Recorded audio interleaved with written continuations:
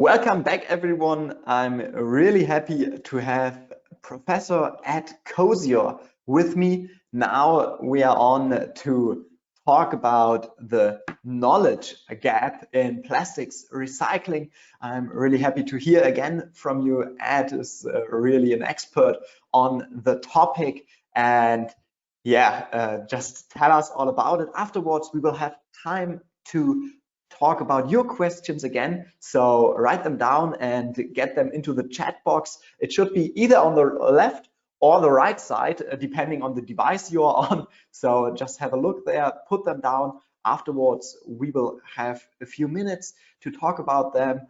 Ed, really nice to have you again. I hope you are not in Australia right now and it's the middle of the night again, but tell us all about it. Have fun, let's go, and it's your stage. Thank you, Felix, and thank you everyone for joining me on this webinar. I am in local European time. In fact, I'm in Germany and not enjoying the great weather. It's not so great in Frankfurt. But today I'll be speaking to you about the myths in plastics recycling. I'm titling my talk, Mind the Knowledge Gap. Just to introduce myself a little bit further, my name is Edward Kosior. I'm the Managing Director of Nextek and also Next Loop, focusing on polypropylene. We are a company that specializes in the recycling of post-consumer plastics, especially related to food grade areas, but also we design recycling plants for the conversion of post-consumer packaging back to new materials and provide support and advice to companies to help put those materials back into the next generation of packaging. So today I want to address a few points about the way in which we approach recycling. Now, a couple of questions that I hope to answer by the end of today's session is it better to put 100% recycled content into a few products, or should we be putting, for example, 30% into many more products that are capable of being put out there? Interesting question. And is it better to use 30% recycled content or 50% recycled content? And that's a really interesting point, and you might be interested in the answer for that one. And why do we really want to use markers for sorting? I want to go deeply into why we might do this, and also consider we have existing systems right now using near-infrared visible for sorting technology. What do markers bring to this equation of sorting? And then lastly, we should talk about chemical recycling, because it's a very important area for us all to consider. And we're asking, should this be the key way of addressing end of life of plastics? So let's quickly start with a bit of background. We're all familiar with the recent report by the IPCC highlighting to us the need for urgent action in limiting greenhouse gas emissions. We know we're getting higher temperatures. We know we have a small window of opportunity to start implementing changes so that we can keep temperature rises below 1.5 C. So this means for us in the plastics and packaging industry, we need to make decisions that reflect the urgency and the importance of limiting greenhouse gas emissions. And this should become a driving force for us. Right now, if we stay with business as usual, we're going to be producing 400 million tons of plastics by 2040, which is going to be a really substantial volume of material.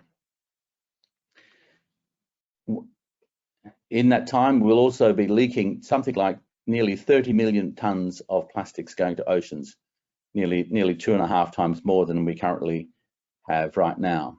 And of course, we will be emitting CO2, roughly 2.1 billion tons of CO2. And if we're going to stop all of those things from happening to the extent that they could happen, we need to initiate change. And those changes need to be on multiple aspects of the life cycle of packaging, but also they need to look at the carbon impact of all of those changes. And I can recommend to you to read the report, Breaking the Plastic Wave by the Pew Foundation Trust and Systemic. And in there, they point out what the scenarios can be in order to bring back the impacts of plastics. And what they've done is modeled the introduction of a whole range of stages, including substitution, including compostable materials, growth in mechanical recycling, chemical recycling, and landfill and incineration, and looking at the relative ways in which we can actually change the net outcomes for plastics. And if we introduce all of these factors at a sensible rate that which we think we can support, we can cut the production of virgin plastics to roughly half of what would otherwise be expected, down to 181 million tons. And of course, with CO2 emissions, they would come down as well, and we would reduce plastics leakage to ocean to 5 million tons. So this is really the background of where we're going. Right now, what do we do in Europe? We currently use waste to energy as the predominant form of end-of-life disposal for plastics. Plastics recycling has increased. It's more than doubled over the last 10 years, but it still needs to be enhanced further, and needs to be doubled, in fact, if we're going to reach some of the targets that we need to reach. But let's just talk about some of the issues about the circular economy. Of course, when we have a circular economy, we're talking about using materials we currently call waste to be put back into new materials. And so this means we have to design our packaging to be recycling friendly, and we need formulations that can persist in recycling operations. You'll be surprised to know that not all packages are designed to be recycled. The other thing that's very apparent, we use lots of materials and lots of colors in making packaging, and we need to simplify that so that we can actually recycle them more readily. Once we pigment a plastic, it's very difficult to remove that pigment, if not almost impossible. And we're suggesting that if we want to increase recycling, we should leave pigments or minimize pigments. So food grade materials could be clear, non-food could be white and pastels, and then anything with poisons could be black. So there's some interesting thoughts there for people about how we design our packaging. I've mentioned that packaging is not always recyclable. And of course, if we're going to have a circular economy, we have to start thinking about recycling food grade packaging back into food grade packaging, because food packaging is such an important area for the use of plastics, because they preserve the food, keep it sterile, and they are very efficient at doing this task. The other thing that we have to remember is that we use polyethylene and polypropylene in so many applications. These materials do get oxidized when they go through recycling processes. And so if we go to high recycling rates, we will need to look at other ways of recycling these materials. And the last comment is that even if we're really good at collection and sorting and recycling, we'll probably only get 60% of the materials we put out there back into a recycling loop. This is an important point to remember, and it comes back to the comment about chemical recycling at the end. But what about the 4 plastics that we're going to consider? Because there are many plastics manufactured, but there are really 4 that recyclers are prepared and can recycle. There are, of course, the film materials based on the polyolefins, LD, HD, and PP.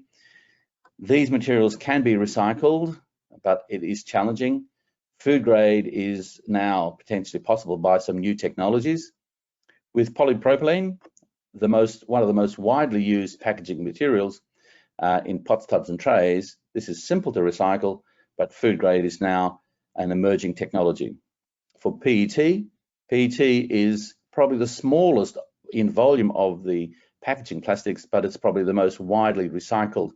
And so that technology is relatively simple these days, and we can go back to food grade, with the exception of thermoforms, which need special attention because they process quite differently to the bottles. And then with high density polyethylene, if we have food grade packaging, we can take it back to food grade, and but otherwise there are many non-food applications for HDPE, and polystyrene is also eminently recyclable, but it's much smaller in volume. As you can see on this graph, it's the smallest dot of all. So that's limiting its recyclability, because recyclers like to deal with the big volume items. This is really quite an important point.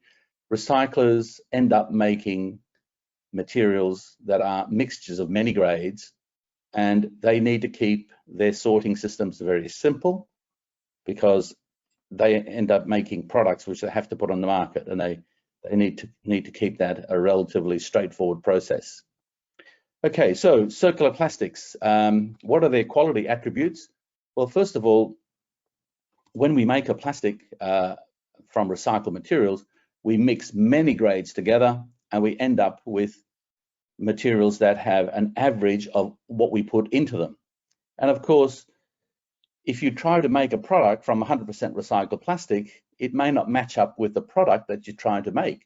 So for example, if we're blow molding a product and we're trying to make sure we have the right stress crack performance and the right rigidity and rheology, it may not mean that we have the best match from the straight recycled plastics. Sometimes we do, but in general, it's much easier if we blend these materials back in at a certain ratio with an appropriate grade of virgin resin. When we blend, we end up minimizing the processing variations and also the color variation. And then when we put our recycled content at a lower level, let's say 30% instead of 100%, from a remanufacturing point of view, we have greater stability. So my comment earlier, should we use 30% in many more products compared to 100% in a few, means that we should expect to use the lower rate, because it's much more compatible with recycling operations and also the manufacturing operations, so that we have greater stability in the finished products. So I know brand owners like to put 100% into each product, but that means we're not giving recycled content into other areas. And so we're going to channel the recycled materials into a smaller number of applications. But let's have a quick look at the carbon footprint for recycled plastics and virgin materials. First comments to make, I've got some red lines along here, and you can see that for polyethylene and polypropylene, they have a carbon footprint of around about 2 tons of CO2 equivalent, and the recycled materials have less than half of that. So we can see that when we recycle PP and HD, we get a low carbon footprint.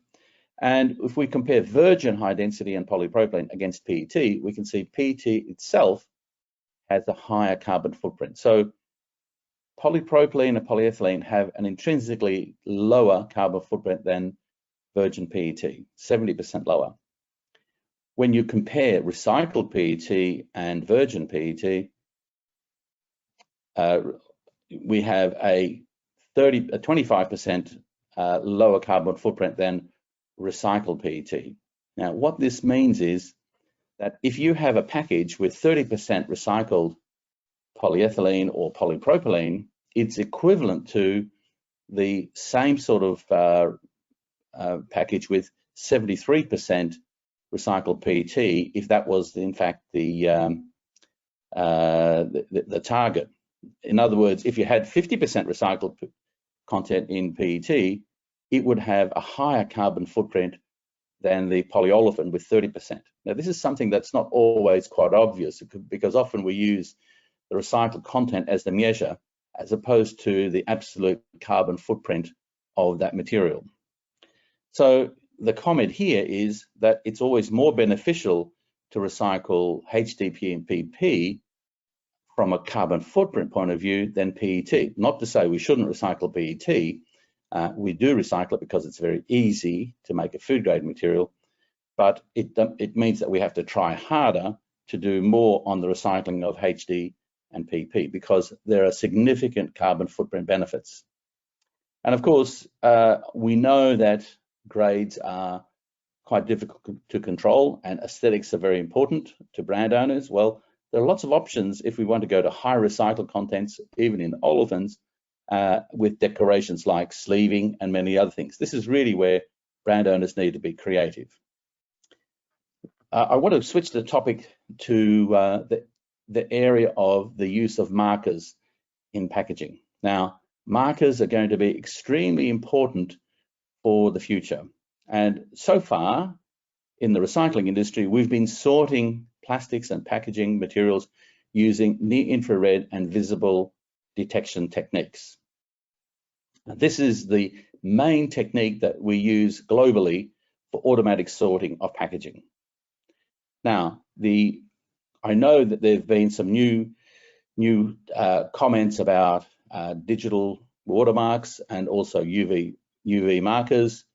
Now, why would we want to use markers to sort packaging? There's only really one way or one reason for doing this, and that is so that we can separate food from non-food. And what that means is we're looking to add something to the package so we can separate those two materials. This is what a marker can do that perhaps a near-infrared visible system can't do, because otherwise we're just seeing one polymer as a separation technique, but we really want to split that one polymer into those two streams. And this is really where a marker can really help. And of course, you need to have not just the marker technology. Once you separate food and non-food packaging, for the food grade material, you need a food grade recycling process that meets the requirements of EFSA or US FDA. And I've got a short video here showing how markers can be used to separate materials in a two-stage process. So here we've got sleeves on PET bottles, as it turns out, but we've got a red sleeve and a blue sleeve. Both of them have a fluorescent marker on them, mixed with many other packaging materials. And of course, being sorted at high speed, showing the selection of the marked packages. And this is how markers will work. They will simply separate based on the status of the material. Now, I know some people are looking at sorting based on SKUs, but a recycler is interested in the material. He's not interested in SKUs. He wants to have volume. They want to make recycling efficient and effective. So this is really the key purpose of marker technology. So when we come to things like recycling, as I mentioned earlier, we have to separate these materials into a food stream. So the first step is sorting the HDPE from the bulk of the material. Then the sorting of natural from that stage is the next bit, so that we can have natural HDPE. And then the next step is extrusion and decontamination of those materials. This is what you need, because sorting is only step one.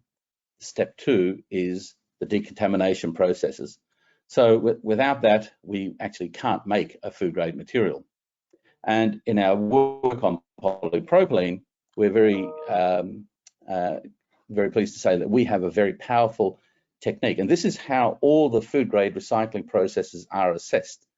What they do is they take a model batch of material and add contaminants to it to test how the decontamination process will work.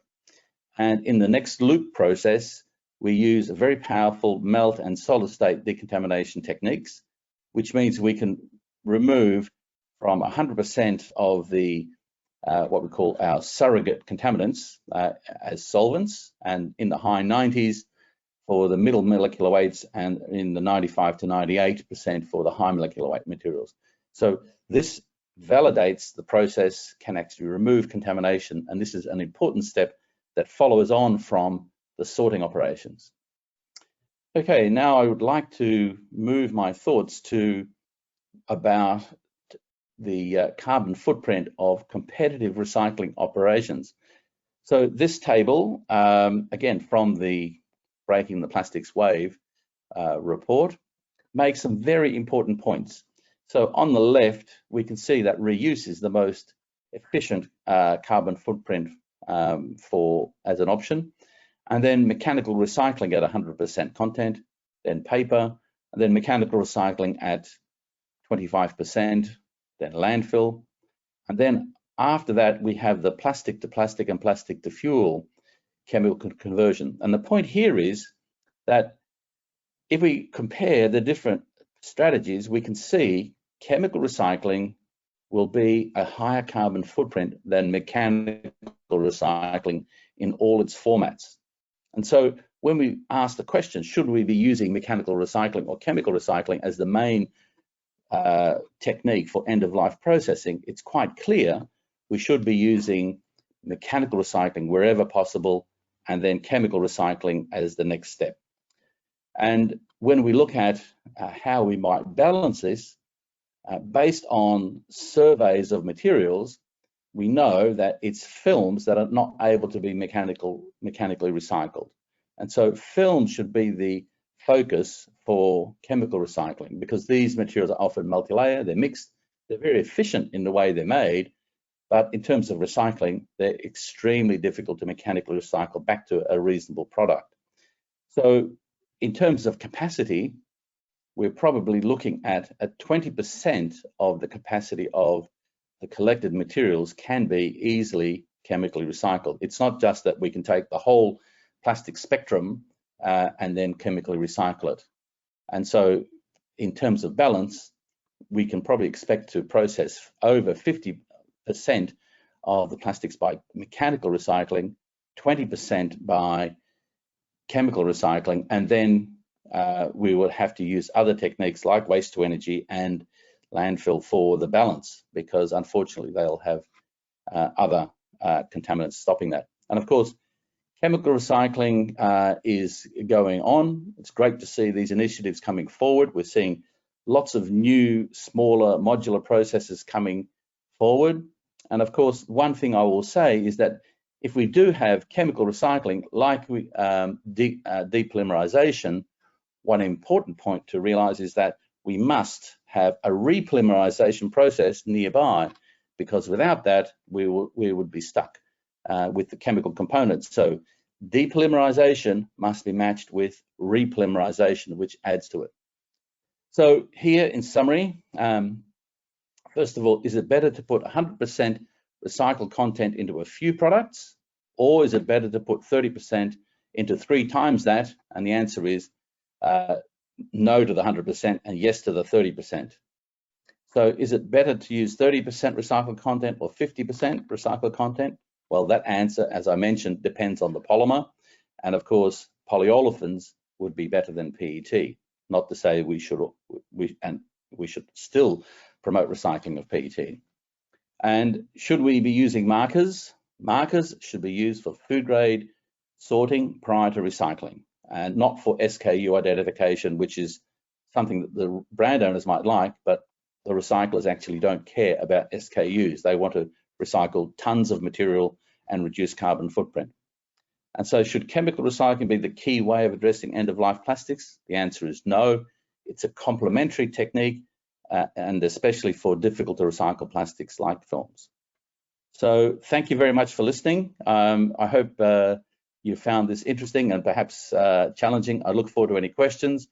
My last comment here is, if we can actually imagine a solution for anything, well, then we should do it, and especially for post-consumer plastics. Thank you very much.